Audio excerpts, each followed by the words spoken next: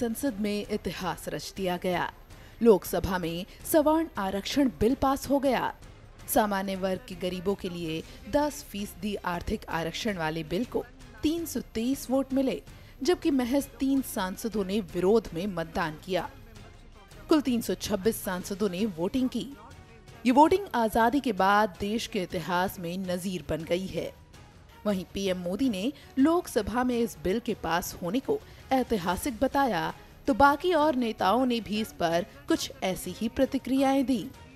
Total congratulations to the Honorable Prime Minister for having come up over the last 5 years with such amazing legislations which have not been thought of by any other government before. इस bill के पास होने को Lok Sabha speaker Sumitra Mahajan ने मील का पत्थर बताया। एक पारित हुआ, इस पर आपका क्या? आज बहुत अच्छा लगा, क्योंकि वास्तव में कई दिनों से मेरे भी बच्चे मुझे पूछते थे कि हम क्या, जो गरीब से गरीब उसका क्या, केवल जाति होगी क्या। कई सारे प्रश्नों के आज उत्तर मिल गए।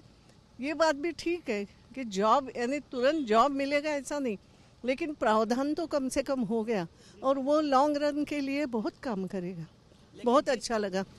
लेकिन जिस तरह से कहा गया कि इस पूरे 5 साल में पहली बार एक नया इतिहास, बात हम समझते नहीं है। सवाल 5 साल का जो अपने राष्ट्र की आयु कोई 5 साल 10 साल होती है क्या?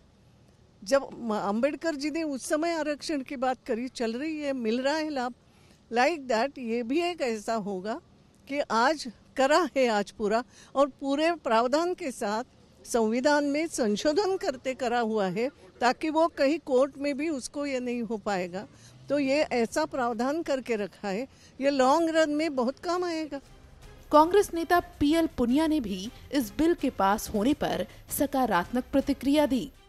जिन वर्ग को आरक्षण नहीं मिल रहा था, न वो एससी है, न एसटी है या न ओबीसी है, उनको आरक्षण नहीं मिल रहा था।